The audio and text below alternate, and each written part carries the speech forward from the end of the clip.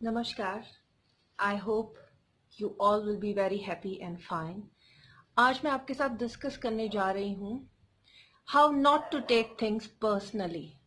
हमें दुख या तकलीफ होता है इसलिए क्योंकि हम किसी की कही हुई बात या किसी के बिहेवियर को पर्सनली ले लेते हैं।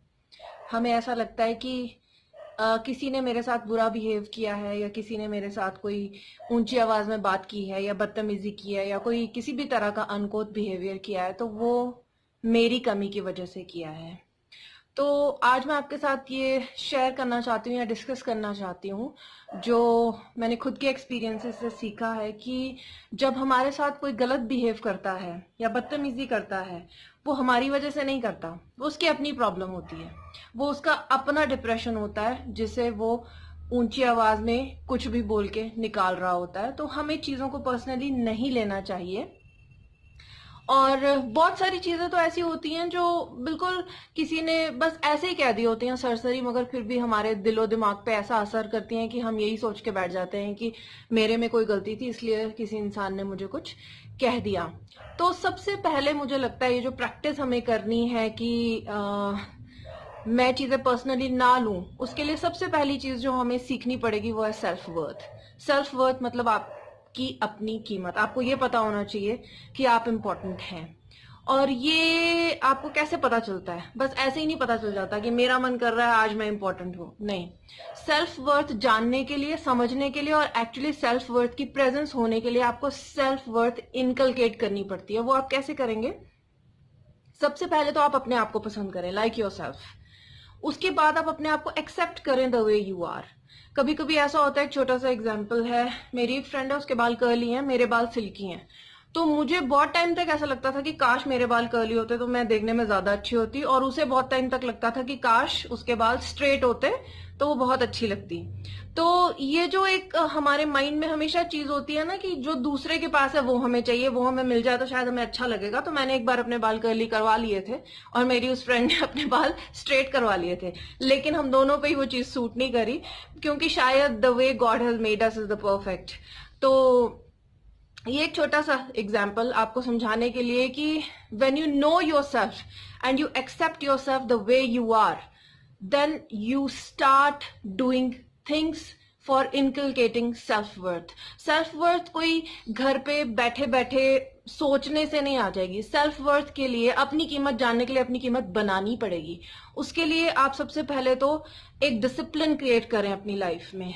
ऐसा नहीं होना चाहिए कि जब मर्जी करा सो गए, जब मर्जी करा उठ गए, जब मर्जी करा खाना खा लिया, जब मर्जी करा नहीं खा लिया। एक प्रॉपर डिसिप्लिन होना चाहिए हमारी लाइफ में। हमारा अपने ऊपर कंट्रोल होना चाहिए कि हम लाइफ में करना क्या चाहते हैं, हमें ये चीज पता होनी चाहिए। और ये चीज पता होने के लिए हमें अपने समय की वैल्यू पता होनी चाहिए, अपनी खुद की वैल्यू पता होनी चाहिए।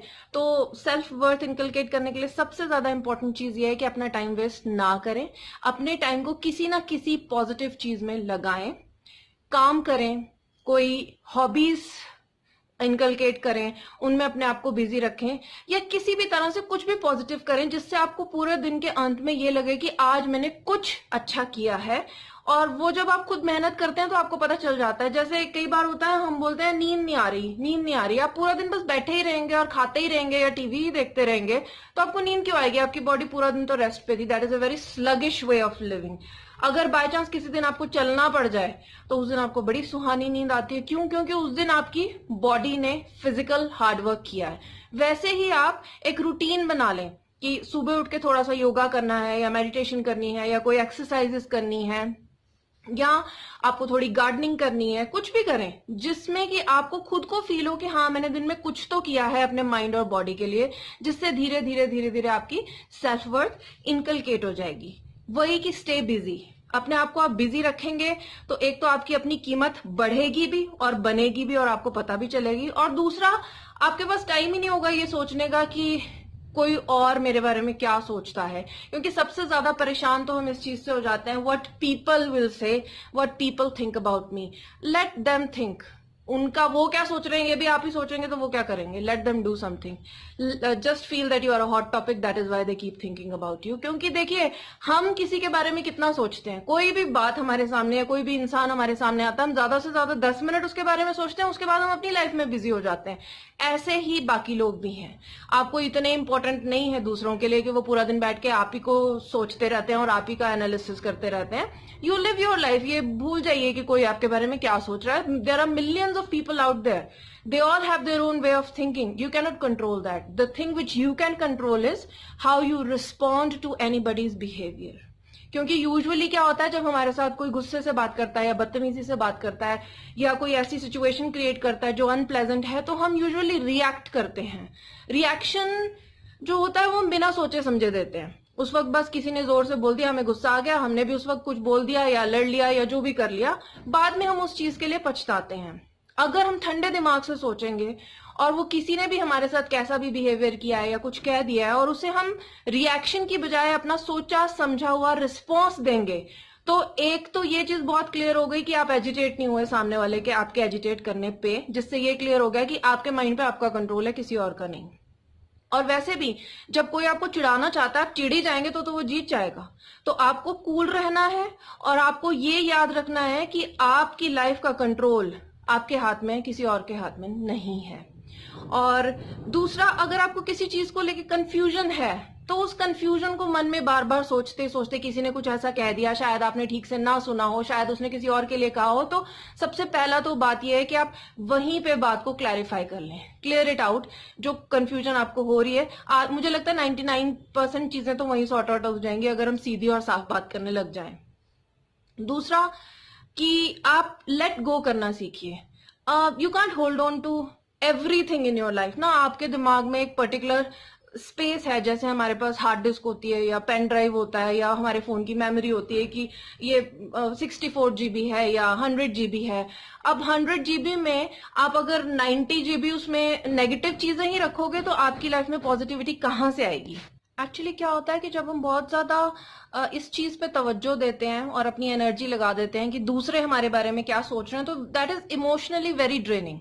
क्योंकि 100 लोगों से अगर आप मिलते हो तो 100 लोगों के आपके बारे में डिफरेंट 100 ओपिनियन होंगी और वो हर 100 ओपिनियन बिल्कुल सही नहीं होंगी, क्योंकि आपको एग्जैक्टली पता है कि आप क्या हो। तो जब मुझे पता है कि मैं क्या हूं, मैं सही हूं या गलत हूं, तो why should I let anybody else judge me? And even if they judge me, why should I let that judgment affect my peace of mind? है ना? तो आपका कम से कम इतना कंट्रोल तो अपने ऊपर होना चाहिए, और नहीं है तो धीरे धीरे आप उसे करिए, सीखिए। मैंने भी धीरे धीरे ही सीखा है कि अगर आपको कोई भी बस गुस्सा चढ़ाना चाहे और मजे लेना चाहे आपके, तो आपको उसको मजे नहीं लेने देने हैं। आपको अपने माइंड पे, अपने बिहेवियर पे, अपनी कामनेस पे, अपने इनर सोल की खुशी और शांति पे कंट्रोल रखना है। क्योंकि दुनिया में बाहर क्या हो रहा है, वो कोई भी फैक्टर्स इतने स्ट्रॉन्ग या इतने पावरफुल नहीं होते कि वो आपके पीस ऑफ माइंड को हिला के रख दें या तहस नहस करके रख दें। आपके पास उतनी पावर भगवान जी ने दी है कि आपको ये पता हो कि आपकी अपनी कीमत क्या है, और आप किसी के भी कुछ भी कहने से घबरा ना जाएं, चिढ़ ना जाएं, और उसके लिए एक्सप्लेन करने में ना लग जाएं कि मैंने ऐसा नहीं किया, वैसा नहीं किया, ये नहीं किया, वो नहीं किया। आपको एज लॉन्ग एज पता है कि आप सही हैं, तो just be happy and satisfied with yourself. और मुझे ऐसा लगता है कि हमें ये आइडेंटिफाई करना चाहिए कि हमारे गुस्से को या हमारी इमोशंस को क्या ट्रिगर करता है। क्योंकि कभी कभी ऐसा होता है कि हर इंसान का, कभी कभी क्या मुझे लगता है हर इंसान का कोई एक ऐसा टॉपिक, कोई एक ऐसी चीज होती है जिससे कि उसको गुस्सा चढ़ जाता है। किसी के लिए कोई उससे गुस्से से बात करे तब ऐसा होता है, किसी को कभी पैसे ना मिले तब ऐसा होता है, किसी को अपनी पसंद का खाना ना मिले तब ऐसा होता है। तो वो आपको आइडेंटिफाई करना है कि व्हाट ट्रिगर्स योर इमोशंस। ऐसी कौन सी चीज है जो आपके साथ होती है और आपका पीस ऑफ माइंड एकदम से डिस्टर्ब हो जाता है और आपका कोई कंट्रोल नहीं रहता अपने ऊपर, और फिर डिप्रेशन और दुख और सब नेगेटिव चीजें आने लगती हैं। तो मुझे लगता है जब आप अपना माइंड कंट्रोल करना सीख जाते हैं तो 80% प्रॉब्लम तो वैसे ही चली जाती है, क्योंकि लाइफ है तो प्रॉब्लम्स तो इसमें रहेंगी। हम हर प्रॉब्लम के आने पे ट्रिगर होके हाइपर नहीं हो सकते। वो होने से हमें बहुत सारी बीमारियां भी लगती हैं, जैसे कि हाइपरटेंशन, जिसको हाई बीपी बोलते हैं, जिसकी वजह से हार्ट अटैक, शुगर और बहुत सारी diseases are followed by this kind of things. और ये सब डिजीजेस हम बोलते हैं आजकल बहुत ज्यादा हो रही हैं। क्यों हो रही हैं? क्योंकि आजकल के लाइफस्टाइल में स्ट्रेस बहुत ज्यादा है। पुराने जमाने में अगर हम अपने ग्रैंड पेरेंट्स को देखें, मुझे याद है मैंने अपने ग्रैंड पेरेंट्स को, they both were 90+ and I have never seen them sick. I've never seen them stressed out, and I have never seen a gray hair on their head until they were 70+. और हमारे यहाँ पे देख लीजिए 30-35 साल में बाल सफेद है। तो वो इसलिए क्योंकि हमारे लाइफस्टाइल में बहुत ज्यादा स्ट्रेस है। अब उसका तो हम कुछ नहीं कर सकते क्योंकि लाइफ कॉम्पिटिटिव है, हमें जॉब्स भी करनी है, हमें घर भी संभालना है, दोनों चीजें बैलेंस भी करनी है, और भी बहुत सारी नई चीजें लाइफ में हमें सीखनी है, आगे बढ़ना है। तो हम क्या करें? हम उस स्ट्रेस को हैंडल करना सीखें। उस स्ट्रेस को हैंडल करने के लिए सबसे पहले तो हम बाहर की चीजों को हैंडल करने से पहले तो हम अपने मन को हैंडल करना सीखें।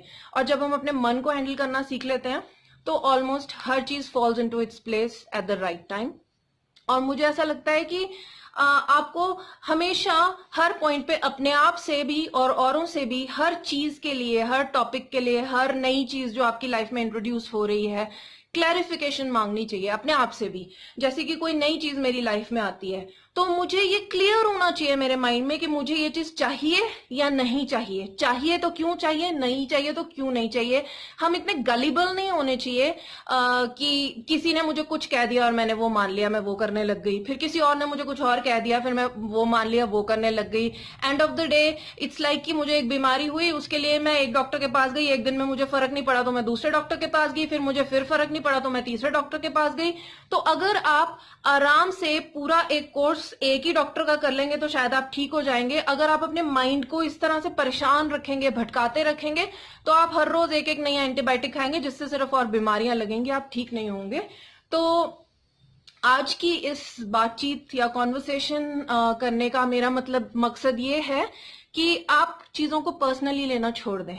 बहुत सारी चीजें ऐसी होती हैं जो सामने वाला इंसान अपनी फ्रस्ट्रेशन निकालने के लिए कर रहा होता है, और अगर आप उन चीजों से अफेक्ट हो जाते हैं और उससे वो नजर आता है कि ओ दिस इज वर्किंग, कि सामने वाला तो मेरी बातों से अफेक्टेड है, दुखी है, परेशान है, तो वो कहीं ना कहीं आपकी लाइफ का स्टेयरिंग आप अपने हाथों से उनके हाथ में थमा रहे हैं कि लो भाई तुम ऐसे करोगे और मैं तो गुस्सा हो जाऊंगा, तुम कुछ और बोलोगे तो मैं तो अपना पीस ऑफ माइंड छोड़ दूंगा, या कुछ और हो जाएगा। तो आपको अपने पीस ऑफ माइंड से, शांत बिहेवियर से और असल में शांत मन से अपने आप को भी खुश रखना है, अपने आसपास का वातावरण भी पीसफुल रखना है, और सबसे इंपॉर्टेंट चीज कि अपनी लाइफ का स्टीयरिंग अपने हाथ में रखना है।